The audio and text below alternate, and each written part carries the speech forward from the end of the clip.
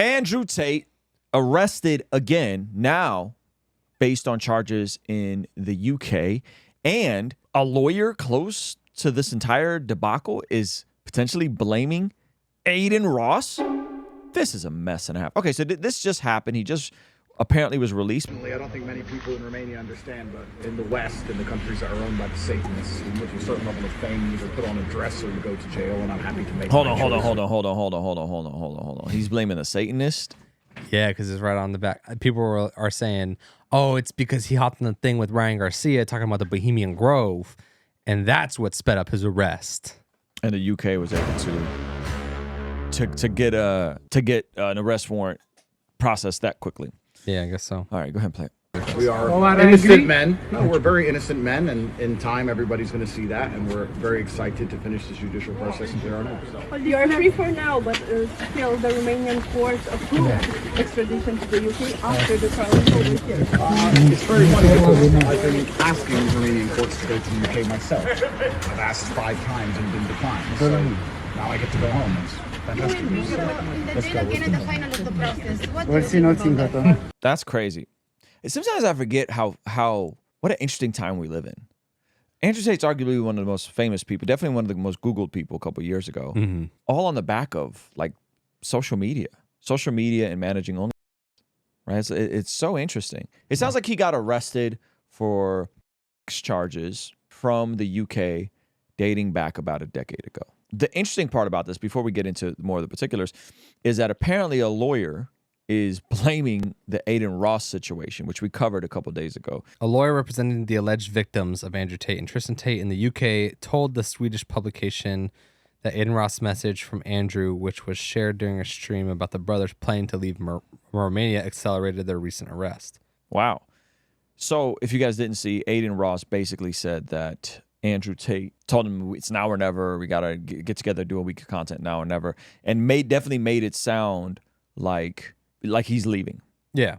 You know what I mean? Said leave Romania and never come back. Yeah. Out loud on a kick stream. He said that? He said leave Romania and never come back? Yep. He read the message from Andrew Tate. He said that. That's right. He did. Okay, he read it out loud. So. Let's read it. Andrew Tate was arrested after Aiden Ross blabbed about his escape plan. Shout out Rolling Stones. Oh my God. Okay, so this is the interesting part. How was he arrested and let go? Alpha male-ish. That's the tag. Gosh, they're so petty for this. The influencer Andrew Tate and his brother Tristan Tate were arrested by Romanian authorities on Monday. UK charges based on a tip that they had planned to flee Romania. Information that was revealed on a kick stream live by their friend and fellow alpha male streamer Aiden Ross. According to a legal representative, the firm representing 4 British women accusing Tate of rape and SA, UK judicial authorities issued a warrant for their arrest and extradition on SA abuse charges after we were informed by one of our contacts that an associate of Tate, Aiden Ross, had discussed Tate's intention to flee during a video on the gaming and live streaming platform. They're really blaming Aiden Ross for this. But my question is, why would the top G tell Aiden Ross that he's leaving Romania and never coming back? Hey man, sometimes even the top G has a slip up. That's a big slip up. Yeah, it's not nothing. It's definitely... That makes no sense. You think he'd be like, oh man, I shouldn't have told the kid that I was leaving. That makes no sense. Like, if he was really planning on escaping Romania, first of all, where are you going to go? Yeah, Romania is already the obscure country in this equation. Where are you going? Where are you going? There's cameras everywhere. Puerto Rico. You're not going anywhere west. You're not going anywhere in Europe. Taiwan. I don't know where you go. I mean, you can't go to Taiwan. In the clip viewed by Rolling Stone, Ross appears to be reading direct messages from Tate.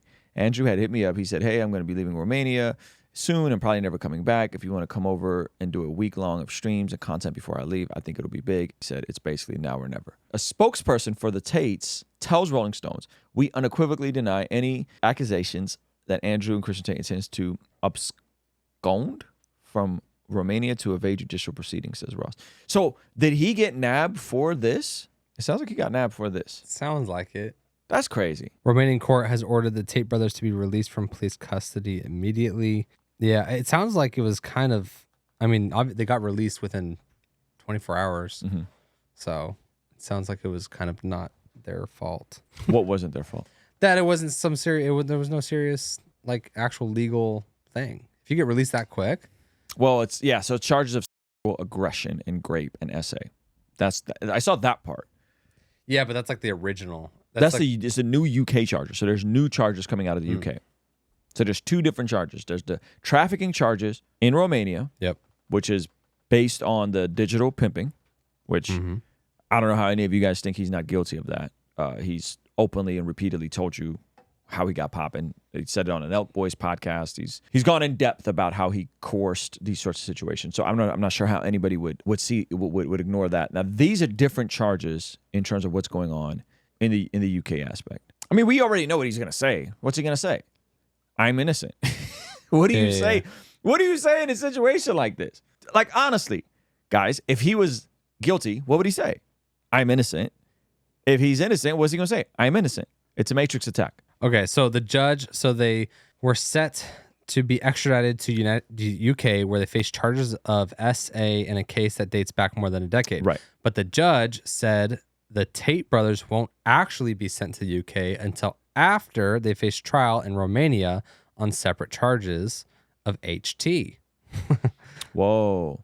Grape and forming a criminal group. So if they beat the charges in Romania, they're to be sent to The UK. Yikes. All right. I'm curious, you guys in the chat, honest question. Do you guys think he beats these charges? Or do you think there's too much smoke? There's too much here. I think he beats him with time.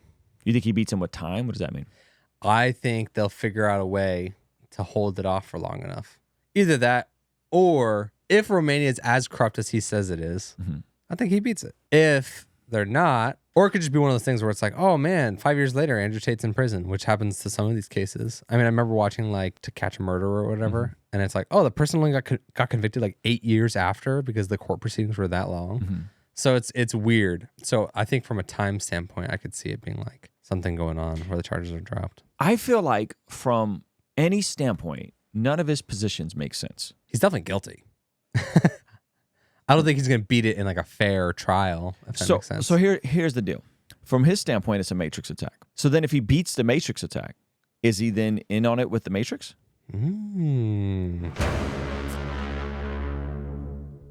So if he beats the attack, is he in on it? How is he getting away with this?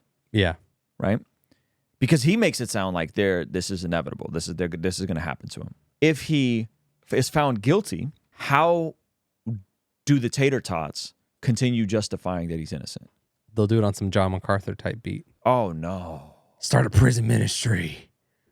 That's the part that I'm confused on is I'm honestly, listen, this is my honest assessment of Tate. I think he's confessed to doing what he's being accused of doing, not the grape part, the trafficking part. I know this because I have friends that have went to jail for trafficking. They did not understand they were trafficking when they were pimping. He was digitally pimping. He told us that. He told the world that. Repeatedly, he told the world that.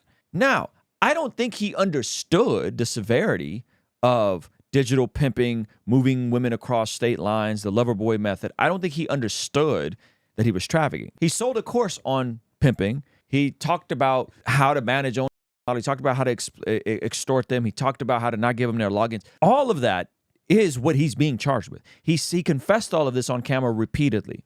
His argument is going to be, well, that was hyperbole. That was entertainment. I don't think his argument is going to be that's before the law changed. And I know his argument is not going to be because the law changed a long time ago. The law changed. I had a buddy go to jail, somebody I grew up with, you know this person, in 2010. He was in jail for a pimping case in 2010 and they got hit with the feds. And this happened 10 years ago locally where they got a bunch of gang members who started pimping and they all got charged with trafficking. I know multiple people that have went to jail because their girlfriends would sell themselves for them and they drove across state lines to Vegas. It happened in Vegas. They were tracking them. That is trafficking. Like that is the definition of trafficking. There's so many people that were locally taken off the streets because of this. Like locally. So this isn't like this happened the law changed a year ago and he didn't know any of this. No.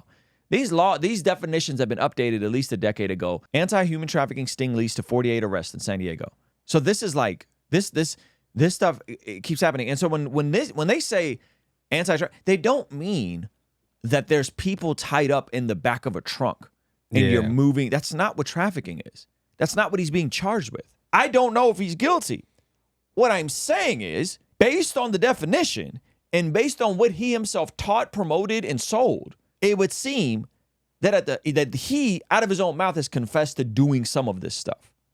Any objective person would have to look at that and say, yeah. Now, is it possible that as his platform grew, that he then created a bullseye for some of the other stuff that he was saying, doing, addressing, trying to, promote these courses while at the same time promoting Hustlers University, but at the same time trying to promote masculinity and getting the cultural zeitgeist conversation shift? Is it possible that he created a bigger bullseye in his eye and that's why they came after him all of a sudden? Yeah. Sure, that's possible. But multiple things could be true at the same time. I'm just skeptical of anyone that's certain that he is innocent. Based on what? No, I'm not saying he's guilty. I don't know, but it sure does look bad. And by the way, it's really interesting that Orion Garcia would go on and talk about all of the folks being trafficked, which is right. He was right about that. And at the same time, have this weird allegiance to Andrew Tate, who was potentially indirectly perpetuating some of the same stuff that we're speaking out against. Yikes. Right? Because do you think women that are sold into work, you think none of them are teens? Ooh.